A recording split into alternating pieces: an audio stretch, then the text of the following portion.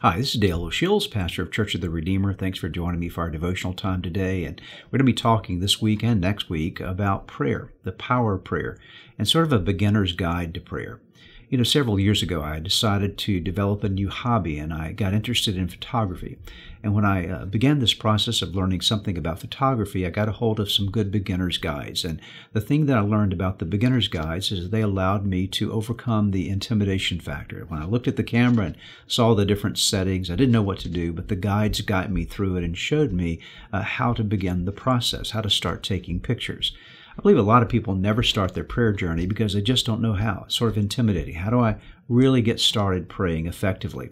Jesus' disciples had this feeling at one point in time as they were with Jesus. And in fact, in Luke chapter 11, verse 1, we find one of the requests of one of Jesus' disciples. He said this: one day Jesus was praying in a certain place. When he finished, one of his disciples said to him, "Lord, teach us to pray." That is, Lord, would you show us how to pray the way you pray?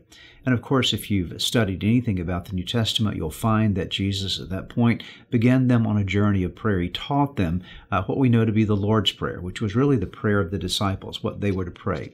When you study the Lord's Prayer, it's really a basic primer, a basic direction, a basic set of guidelines regarding prayer. It's a beginner's guide. And he taught us that there are 5 elements of prayer. We start with praising God. Our Father, which art in heaven, hallowed be your name.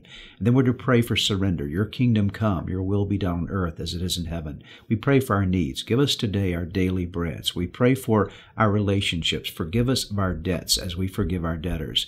And then we pray for protection. Lead us not into temptation, but deliver us from the evil one. So there are elements of prayer that help us to get on this journey. So what I want to encourage you to do is to realize that you can be an effective prayer person. You can learn to pray consistently. You can learn to pray effectively. Jesus gave us a beginner's guide. It's extremely important that we learn to pray the Jesus way.